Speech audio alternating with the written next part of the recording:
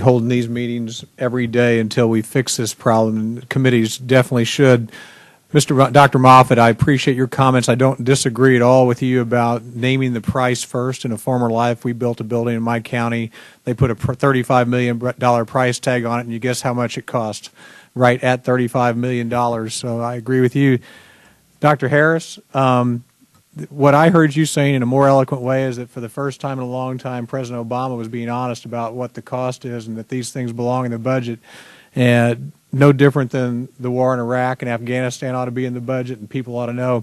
I heard a member say one time that that sure, our budget is smoke and mirrors, but it's a hell of a lot more honest and smoke and mirrors than their side. And that's not what the American people expect, and it's not what they want us doing here. I think we can stipulate that this system needs an overhaul. I think everybody at the table has said that already. What I see in my short time here in Congress is that the different groups come in, and many of those at your table come into our offices and talk about what your particular organization or alliance needs for their portion. And what we're not getting is, I'll get some groups come in, they'll beat up on the HMOs and the insurance companies. The insurance come in and beat up on the docs, the hospitals. Doc-owned hospitals beat up on the hospital association and vice versa. We're going to have to throw everybody in the same room at the same time. We don't do this stuff for a living like you do. You know this stuff. We make the rules based on your suggestions, but and all have very convincing arguments. I think we have to all get together. Can we do this one spoke at a time, or is it going to have to be a comprehensive health care reform? Everybody in the room, lock everybody in until we come out with a finished product, or can we do it a spoke at a time so we don't keep kicking this can down the road? I'd just take, a yes or no if we can do that, because I have a couple other questions. Can we do it comprehensive, or is it going to be a spoke at a time? What do you see, or what do you prefer? I don't think that you can pass a comprehensive bill. I don't think that Congress has the political machinery to do that and maintain the kind of consensus you will need to make it work. I think this is one area where Americans, as I pointed out, there is broad agreement on the goals. I don't know of any person that I deal with in the health policy community who thinks that all Americans should not have health insurance coverage. I don't know anybody who feels that way. I don't know anybody who thinks that we should not control costs in an efficient way or improve the value that we get from the dollars that we're spending on this $2.4 trillion system. But when you get into the details, that is where the consensus breaks down. And that's why I said, I'm not trying to rain on this parade. All I am saying is that this process, if it is really going to work, is going to have to be a process where we work together. It's got to be a bipartisan and a real bipartisan process of coming to agreement on this. And we've got to focus in on those matters that we can all agree on.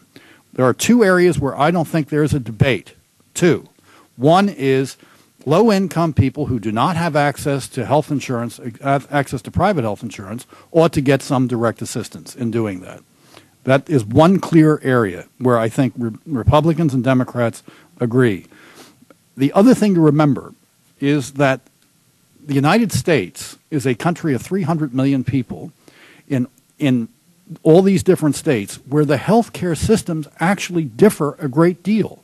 The health insurance markets in Massachusetts and the health insurance markets in Utah are not the same.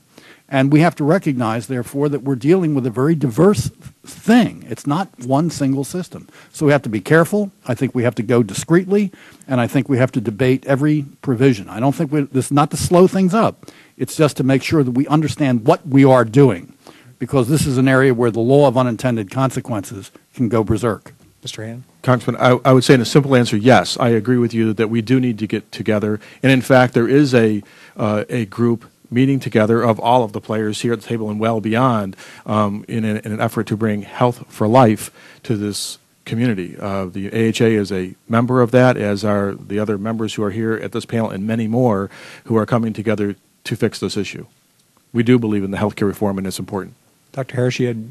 Well, no, Mr. Ellsworth, we need a major overhaul of the health care delivery system in this country, and it will require all the stakeholders. And as the reality of it is, everyone is going to have to give up something to make this system work.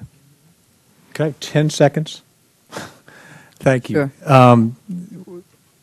Like you said, I think you're right, Dr. Moffat. We're going to have to compare apples to apples on these policies, what coverage people are getting, and we have to look at end-of-life issues.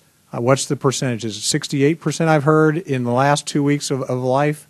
Nobody wants to talk about it, but you all may have a statistic that I haven't heard, that 68% of health care cost is spent in the last 2 weeks of life. Is that accurate? Okay. Okay. Thank you very much. I'll yield back.